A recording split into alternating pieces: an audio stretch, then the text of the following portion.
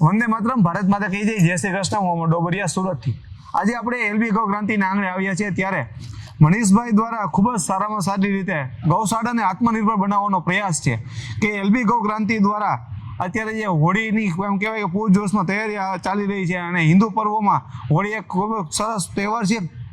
આ તહેવારની અંદર આપણે હોલિકા દહન કરીએ છીએ. હોલિકા દહનની અંદર મનીષભાઈ દ્વારા ગાય આધારિત ગોબરમાંથી આ સ્ટીક બનાવવામાં આવી છે અને આ સ્ટીકનો ઉપયોગ આપણે વૈદિક હોળીના કોન્સેપ્ટમાં જ્યારે પ્રજ્વલિત કરશું ત્યારે એન્વાયરમેન્ટ અને આપણા એમ કહેવાય કે પર્યાવરણને ખૂબ જ સારામાં સારો ફાયદો થવાનો છે. વૃક્ષો કપાતા બંધ થઈ જવાના છે. આમાં ગુજરાતની અંદર અને ભારતની અંદર એમ કહેવાય કે પોલ્યુશનનું પ્રમાણ ખૂબ જ વધી રહ્યું છે ત્યારે વૃક્ષોનું એમ કહેવાય કે નિકંદન આપણે કાઢી રહ્યા છીએ ત્યારે આ એમ કહેવાય કે ક્રાંતિની એક એમ કહેવાય કે ક્રાંતિકારી પગલું છે.